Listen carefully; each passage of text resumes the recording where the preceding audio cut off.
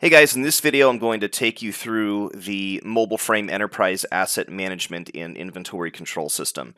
This system is actually a suite of applications that has been specifically designed to make it easy to manage inventory and assets both out in the field as well as in the office.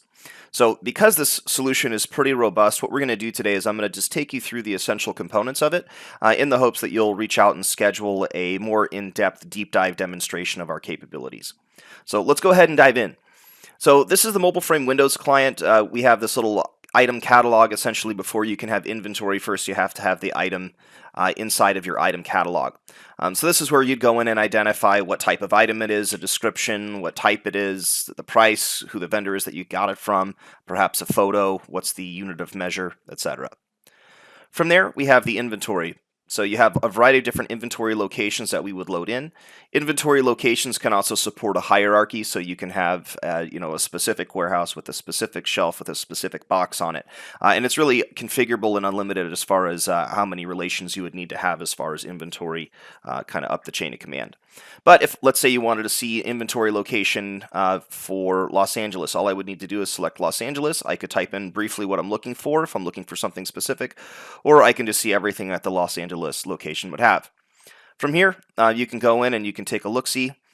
Anytime you notice anything that's illuminated in this yellow color, you'll notice that we have a quantity of 5, but there's a minimum quantity of 19 sets. So this would be a flag for us to go ahead and order more product or search if there's another warehouse location that perhaps has it and go about having them transfer it to us. You can also go in here and move inventory in between one location to another if desired.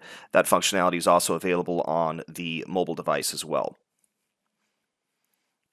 From within here, we do have the ability of setting up thresholds. Thresholds can be set globally, or they can be set for a specific item at a specific location.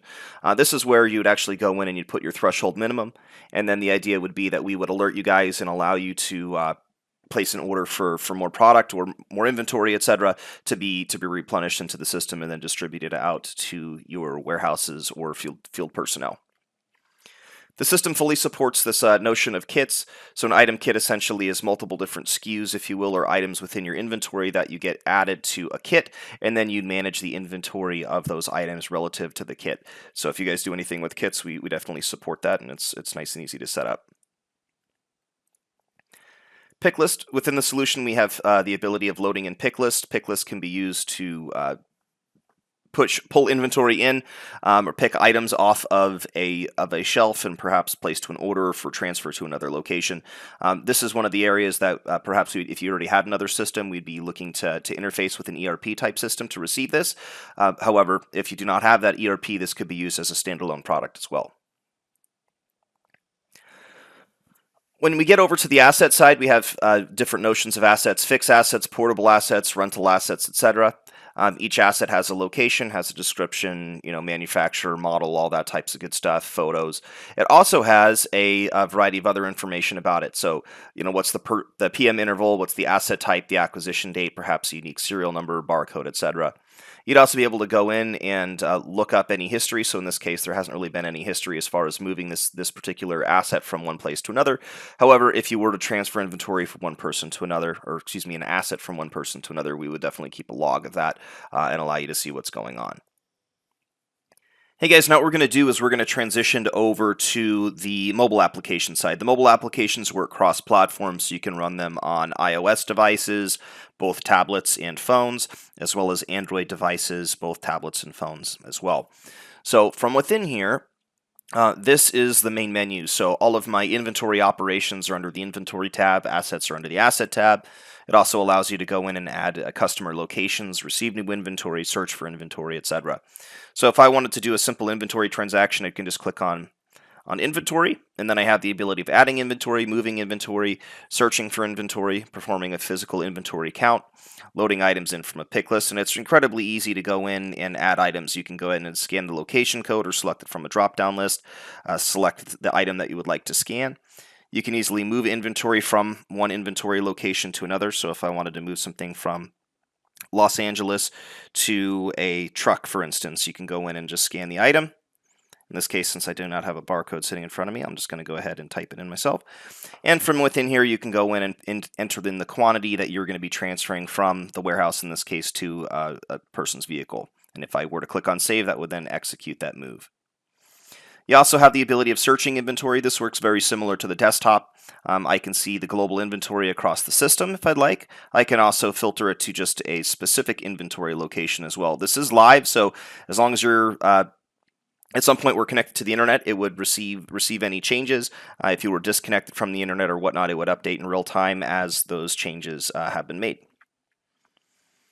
You can also go in and do a physical inventory count. So basically it has the physical inventory count date. You can select the location that you're doing.